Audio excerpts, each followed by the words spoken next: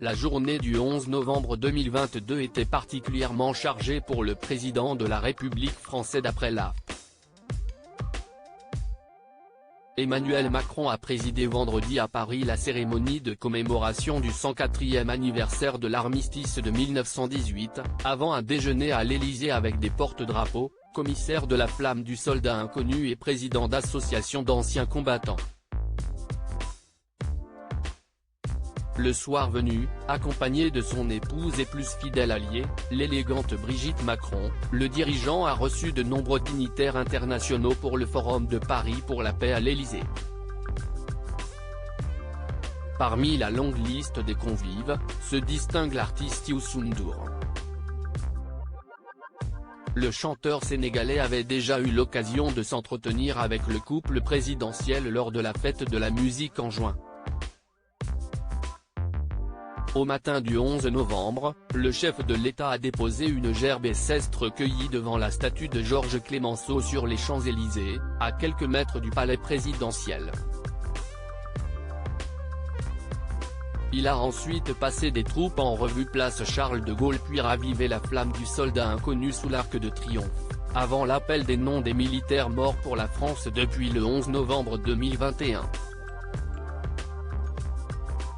Le chef de l'État avait été accueilli à l'Étoile par la première ministre Elisabeth Borne, le ministre des Armées Sébastien Lecornu, les secrétaires d'État Sarah El Haïry, Jeunesse et Service National Universel, et Patricia Mirallet, ancien combattant et mémoire, et le chef d'état-major des armées Thierry Boucard.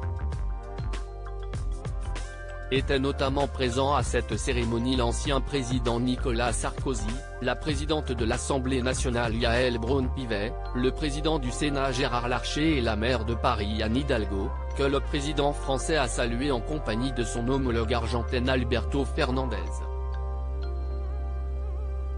Armistice puis Forum pour la paix. Ce même jour dans l'après-midi, Emmanuel Macron participait au Forum pour la paix qui se tient au Palais Brongniart à Paris, avant un dîner de clôture prévu à l'Élysée. Emmanuel Macron a échangé lors de cette rencontre avec des dirigeants de pays du Sud qui ont appelé à des négociations pour mettre fin à la guerre en Ukraine dont le monde entier subit les conséquences.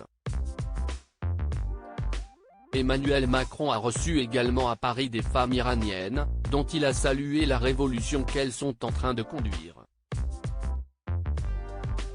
On a accueilli avec beaucoup d'honneur et de plaisir une délégation de femmes iraniennes, a déclaré le président français lors du Forum de Paris sur la paix.